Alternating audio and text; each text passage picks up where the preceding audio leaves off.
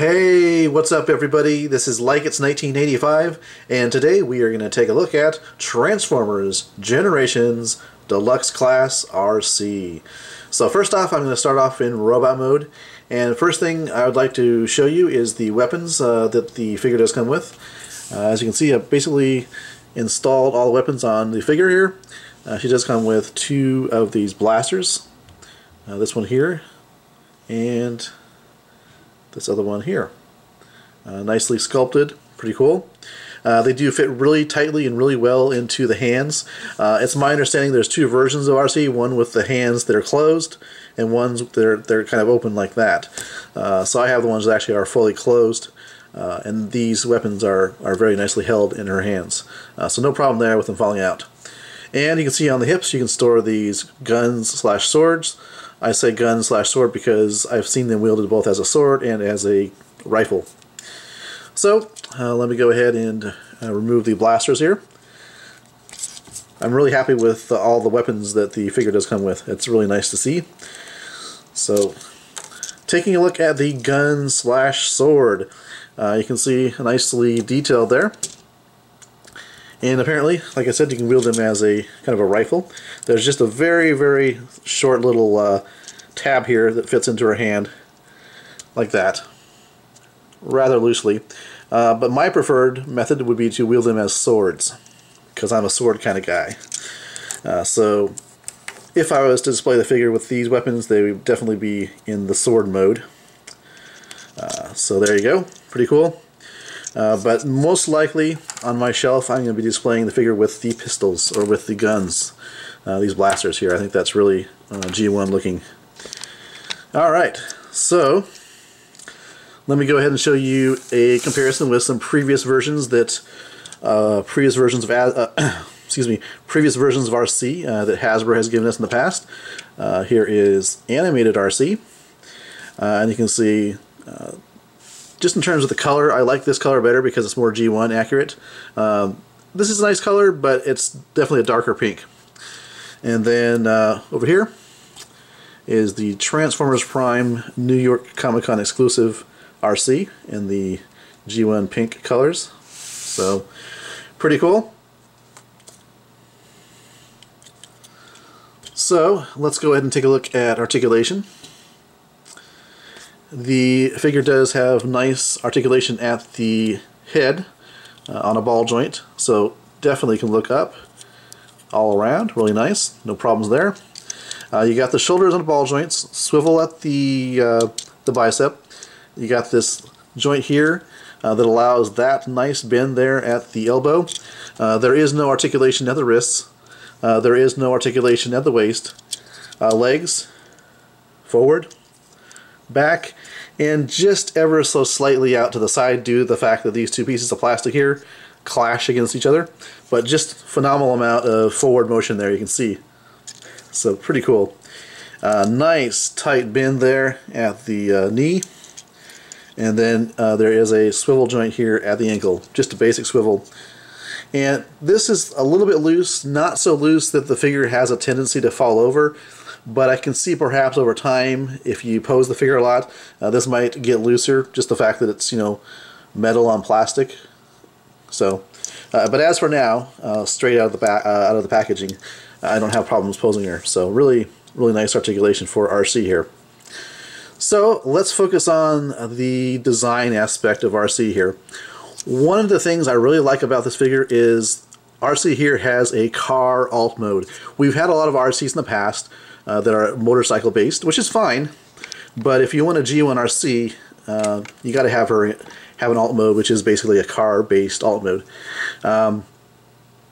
Really nice figure. I think just the fact that of course she's a fembot, and so she should have feminine features, you know, starting with the face, very feminine looking. Got some nice light piping there, you can see. So very nice light piping at the eyes, a very feminine looking face. You got kind of a bust there, a very slender waist, nice shapely thighs. So very, very, you know, feminine looking. So that's good. There is a big backpack here, and there's no way around that. it's true that in the G1 cartoon she had kind of these shoulder pieces on the back, and that's cool. But she didn't have that much back kibble in the actual cartoon. There's actually a third-party Arcee called Valkyrie, made by Impossible Toys, and they seem to do a better job at getting the backpack just more compacted and having it be less of a backpack on her back. It doesn't really bother me that much, really. And it may be just me being a bit biased because I'm so happy to see a car-based Arcee from Hasbro, but you know, it's there. I realize some people may not like it, but to me, it doesn't bother me that much. So just love, again, the pink and the white colors. Obviously, that screams G1 Arcee, and just really nice looking figure. So, transformation time. So the first thing I'm going to do is I'm going to grab on right about here, and I'm going to untab this whole section. This is going to come out like this, and you kind of want to just see there's a little bit of a joint there. You want to kind of lift up there, get that loosened up, and then you flip this up, and you can see this becomes the front of the vehicle.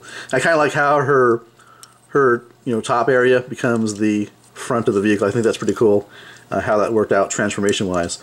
So this is going to go like that, and this will rotate down, and that kind of conceals her head.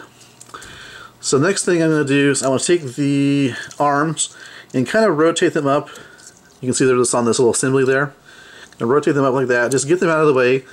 These actually will peg in place. I'll show you that in just a minute here. So get those out of the way for now.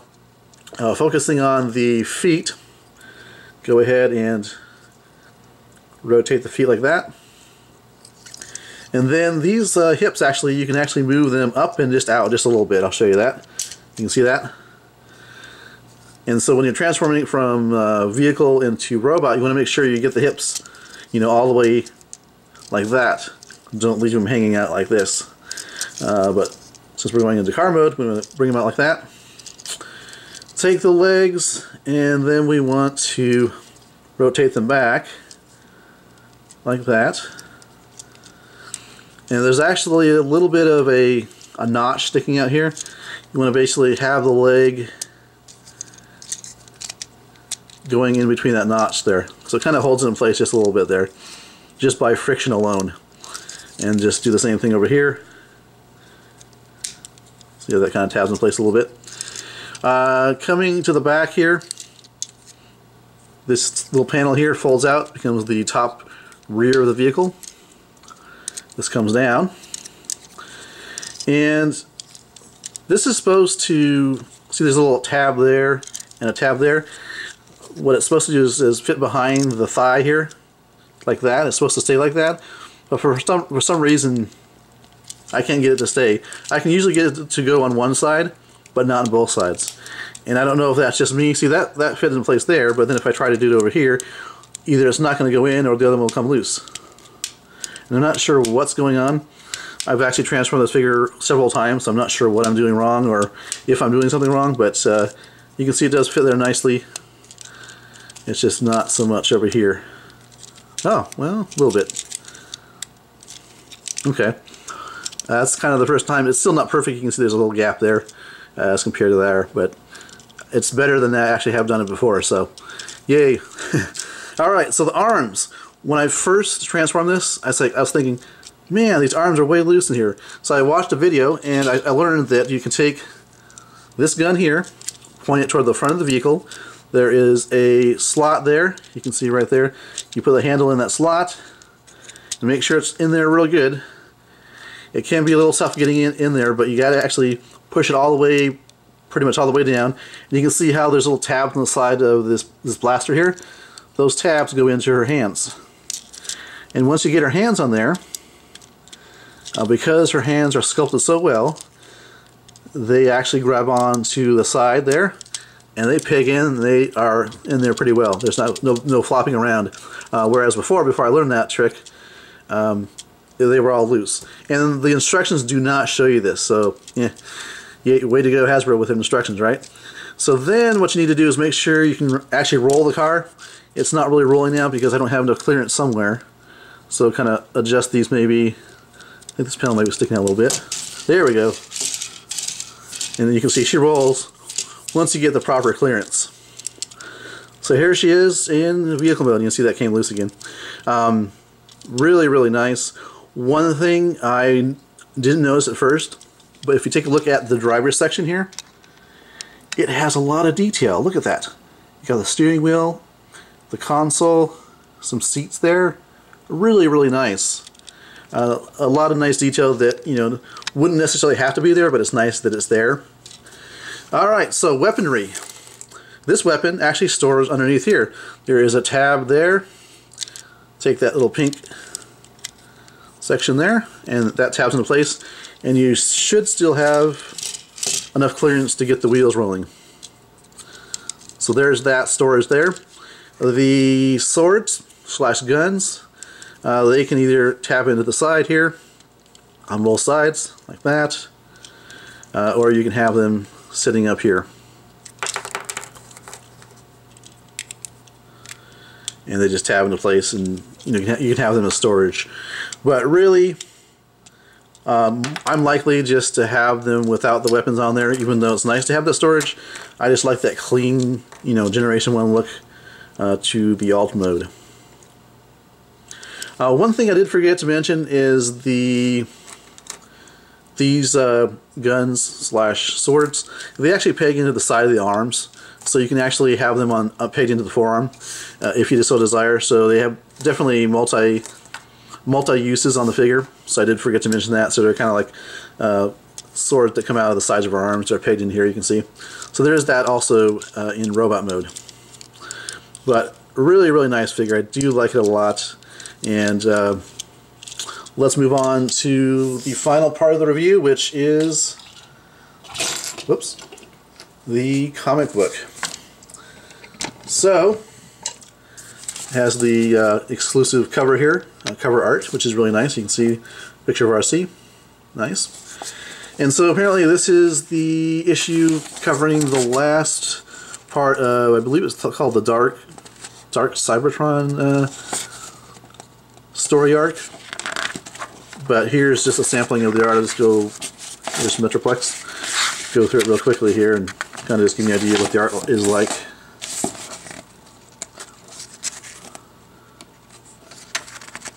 I've actually read a lot of these comic books that come with these figures, but the stories aren't really that great, or maybe it's just the fact that I'm not really familiar with the storyline. It's probably more of that than anything. I'm not really familiar with the storyline, so it doesn't really, the story really doesn't resonate with me a lot, but it's really nice to have the comic book packed in with the figure.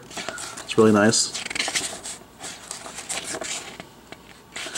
And Arcee is in a couple of the panels here, but she doesn't really take a central role in this story, so she technically is in this issue, but only for, like I say, a couple panels.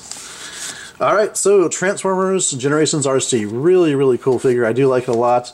And yeah, there probably are some third parties that can do Arcee maybe a little bit better, but for me, I like this figure just fine.